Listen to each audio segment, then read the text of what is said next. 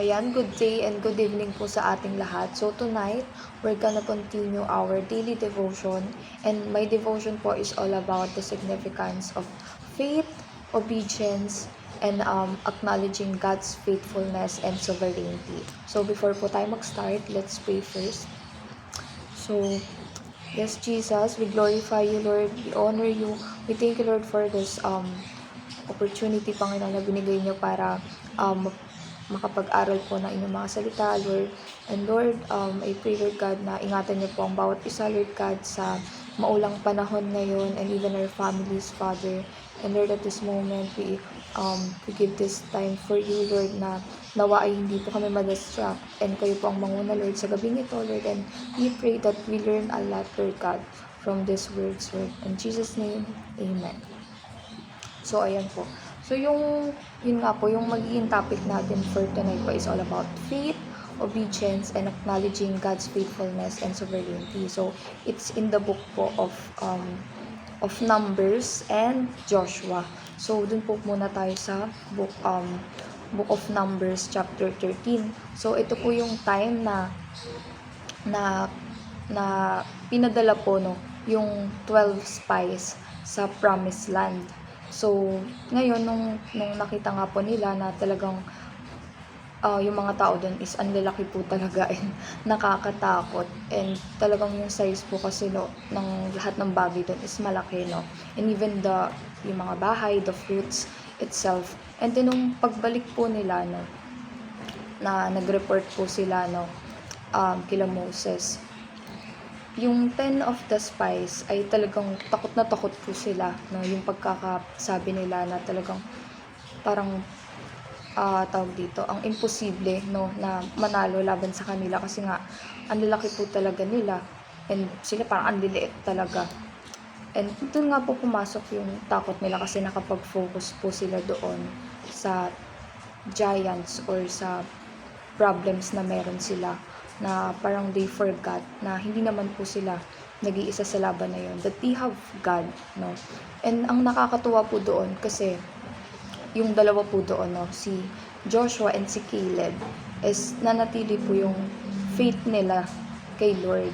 And kaya nga po, diba, sabi nila doon na hindi, kaya yan, na kumbaga ay huwag silang panghinaan ng loob, and talagang gusto nila na tumuloy pa rin na pumunta nga po doon sa promised land. Kasi nga po, pinangako yun ng Lord sa kanila na it was for them, no, they have the authority for that, na binigay na yun ng Lord sa kanila.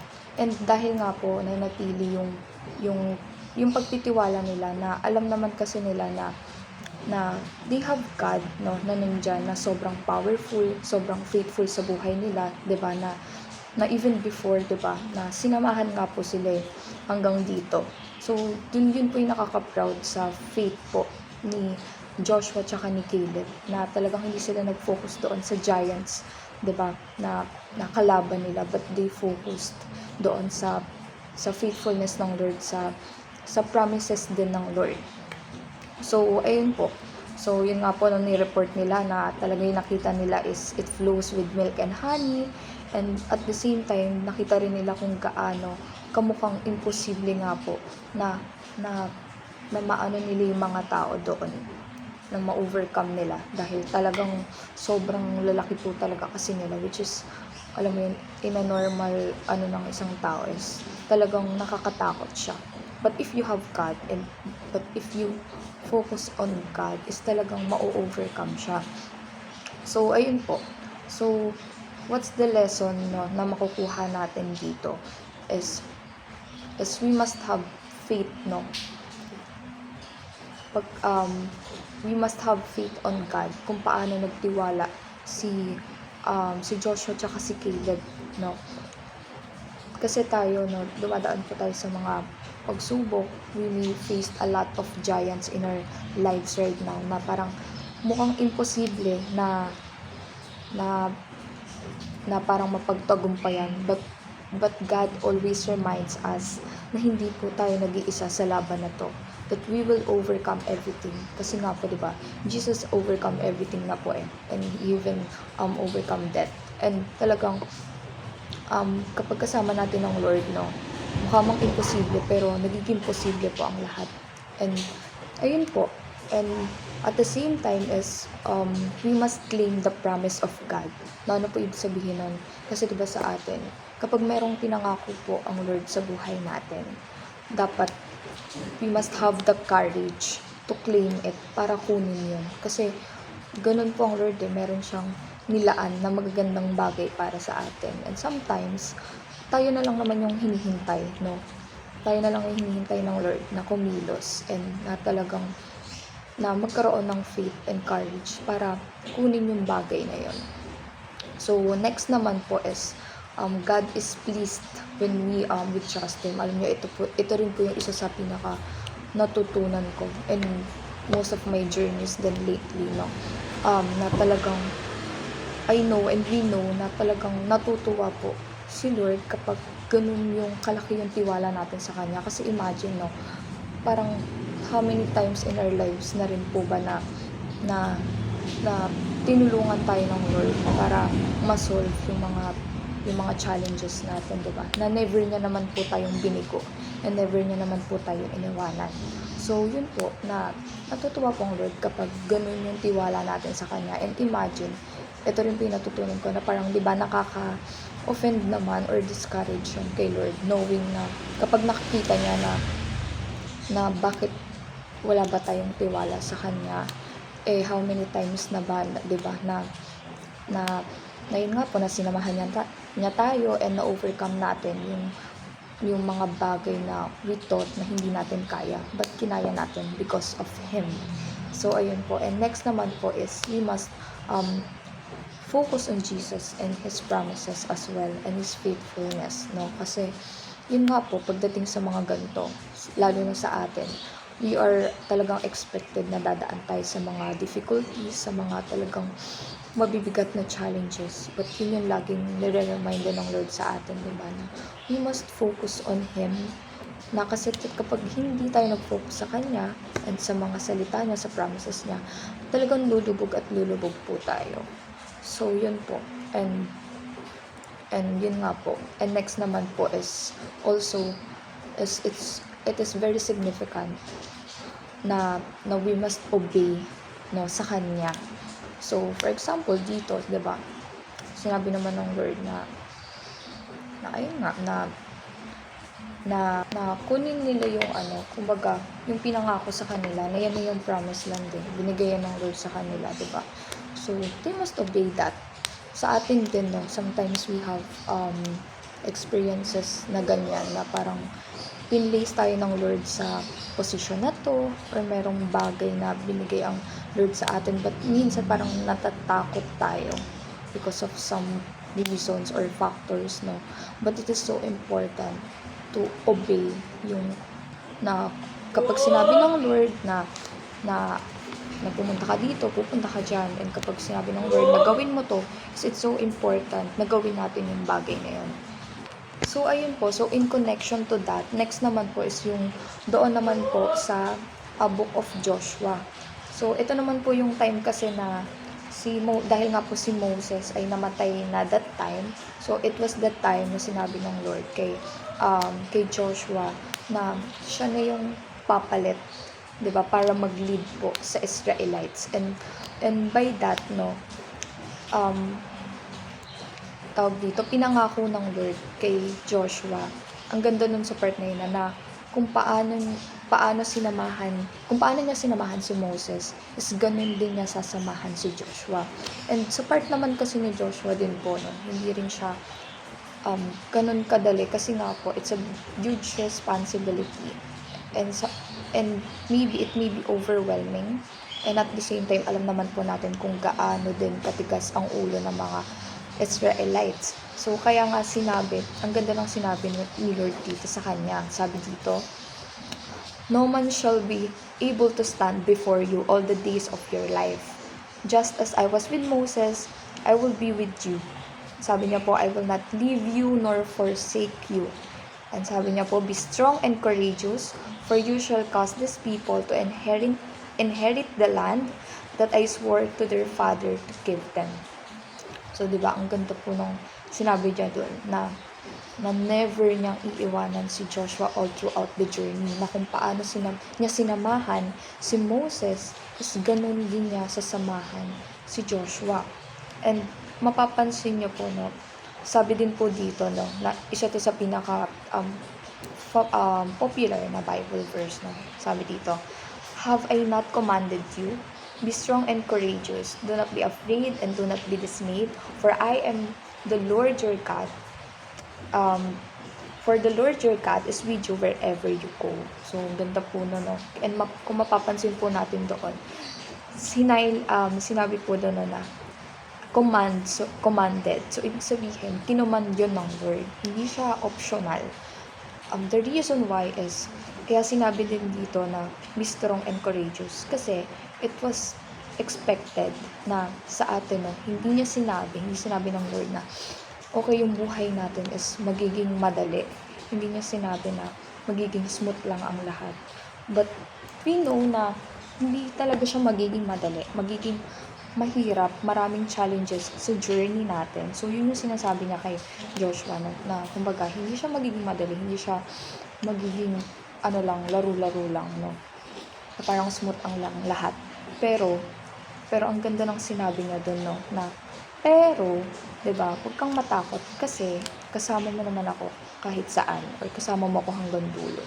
So, ang ganda po no, sa atin, maire-relate natin yun sa buhay po natin kasi there are many times in our lives that we are overwhelmed with things. Kunyari pagdating sa mga parang problema, no? Feeling natin pagsabay-sabay, parang pag ang lalaki talaga ng mga problems na kinakaharap natin, is feeling natin hindi natin kaya. Talaga namang mafe-feel mo yung discouragement. And matatakot ka, no, bilang tao. Bilang normal lang naman na ma-feel mo yun. Pero kaya nga po, nire-remind tayo ng Lord na hindi naman natin kailangan matakot, or dapat mas manaig yung faith natin kasi nga po, kasama naman natin siya. And remember that He is not just an ordinary God, but He is a powerful God. He is a faithful Father. He is a sovereign God. At wala naman pong bagay na hindi kayang gawin ng Lord sa atin, no? As long as na everything, alam niyo po yun, everything will turn out for good as long as we have faith, as long as we obey Him, and as long na talagang, alam niyo po yun, andun yung kinikilala natin siya as a holy God and as a sovereign God. So, ayun po. Next din, ang ganda din po, no, na may karugtong po kasi yan. So, nung time na yan, pumunta po kasi ulit niyan sila, ayun nga po, si Joshua, si Caleb. And dun po sa bahay ni Rahab ay nagtago po sila doon. And alam niyo po yung magandang part doon na kasi 'di ba ang nasa point of view po ng mga spies, 'di ba? Sila is feeling nila sila yung takot kasi nga ang giant ng mga nandun sa promised land. Pero tignan niyo po yung sinabi dito ni Rahab na ito po, nasa promised land siya. Sabi niya, "I know that the Lord has given you the land, and that the fear of you has fallen upon us, and that all the inhabitants of the land melt away before you. For we have heard how the Lord dried up the water of the Red Sea." Imagine, 'di ba, iniisip nila na especially those 10 spies and yung ibang mga tao doon na sobrang takot sila kasi nga naman paano nila ma-overcome yung mga giants, ganyan. Pero yun pala, no, sa point of view nila ng mga nandun sa promised land is sila pala yung takot. Imagine, sila pala yung takot sa kanila, 'di ba? Dun sa mga Israelites na yun. Kasi nga, bakit? Takot sila kasi alam nila na kasama nila si Lord, no? Kasi imagine sabi dito ni Rahab na narinig nga niya, 'di ba? Narinig nila na kung paano sila nakatawid doon sa Red Sea kasi 'di ba si Lord din ang gumawa ng way, 'di ba, para mahati yung Red Sea na yun at makatawid sila doon para makatakas sila doon sa mga humahabol sa kanila. So imagine 'Di ba? Sa point of view pala nila, sila pala yung takot no matter how giant they are. Sila yung takot kay Lord kasi remember, 'di ba, na in our battles no sa buhay natin, um we are not alone talaga in our battles, but there are battles in our lives that it belongs to God, and na talagang sila yung dapat matakot, 'di ba? Ang ganda ng part talaga na to kasi po parang 'di ba, imagine sila yung natakot sa kanila kasi they know that they are with God, na kahit saan sila pumunta kasama nila ang Lord, and alam nila na na lahat, na everything, um that God will do everything for them para protektahan sila, 'di ba? Imagine.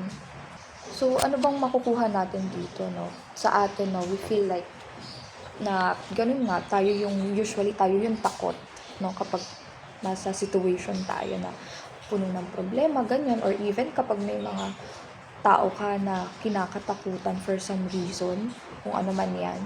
But remember, no, parang sa ano na to, sa scenario na to. But ang totoo niyan, sila dapat yung matakot sa atin. 'Di ba? Kasi bakit? Kasi we have God, we have a faithful Father na talagang lahat gagawin niya para protektahan tayo, no? Na imagine, hindi lang siya basta Diyos. He is the God. He is the God, or He is the creator of the heaven and the earth. And doon po nanggagaling yung tulong natin. And ganun po ka-powerful ang Lord. And it's so important din na dapat we must, alam niyo po yun, declare, ganun din sa atin as a Christians also, no? Even sa mga hindi pa Christians, sa mga nakikinig ngayon, na it's so important that we must have that faith, and we must declare, no, victory over everything. Kasi nga po, 'di ba? Hindi naman tayo nag-iisa. And parang sinabi na rin natin na kapag natakot tayo, or kapag pinangunahan natin na mabibigo tayo, para namang sinabi natin na hindi kaya ni Lord yan eh. Di ba parang nakakapanliit naman yun pagdating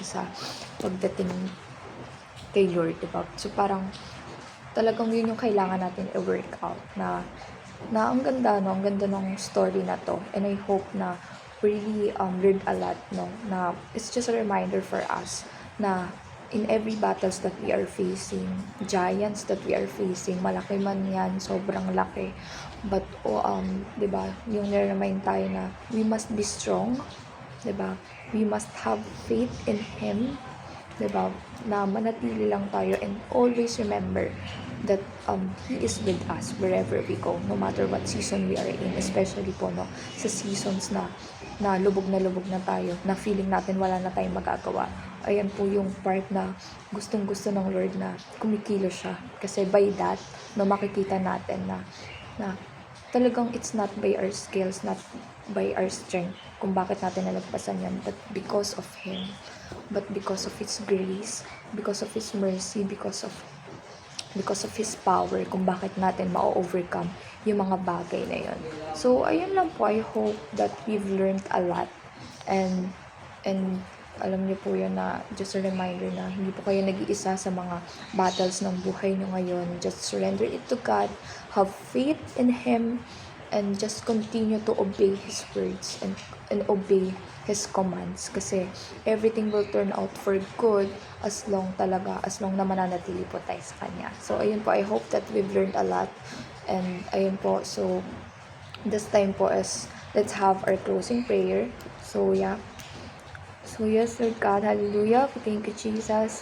We thank you, Lord, again for your word, Lord God, your powerful word, Lord God, for reminders, Lord God, sa amin na kung gaano ka-importante, Lord, na magkaroon kami ng faith sa'yo, na you remind us, Lord, na maging matatag kami, Lord God, dito sa mundo, Lord God, na talagang hindi magiging madali, but Lord, that we will overcome everything, Lord, kasi hindi naman kami nag-iisa, Lord, because we have you, Lord, a powerful God, sovereign God, and a faithful God, a loving Father, faithful Father, na tunay nga, Lord, na kung paano mo sinamahan, Panginoon, sila Moses, sila Joshua, Lord God, in their journeys. Ikaw rin ang Diyos, Lord God, na sasama sa amin, Lord God, in our personal battles, Panginoon, in our journey, Lord God. At Lord, pinangahawakan po namin, Panginoon, yung inyong mga pangako, Lord God. And thank you for the strength, for the peace, Lord, that you've given us, Lord God. Dahil, Lord, kung wala ang mga ito, Lord, ay tuluyan nga, Lord, na manghihina kami ng lubusan. And Lord, we surrender everything to you, for all of the giants that, Lord, that we are facing. And Lord, we have faith in you, and naniniwala kami, Panginoon, na walang imposible sa iyo, Lord. And we believe, Lord, and we declare, Lord, victory over all of this, Lord God. And sa iyo po ang aming tiwala, Lord God, na Lord, na buo yung tiwala namin, Lord God, na Lord, kung paano namin nalagpasan, Lord, yung mga problema namin before, ganun din namin malalagpasan, Lord, kasama ka, Lord. And again, Lord God, thank you for being with us wherever we go, Lord, and all the glory, Lord, belongs to you. In Jesus' name, amen. Ayan. Bye po.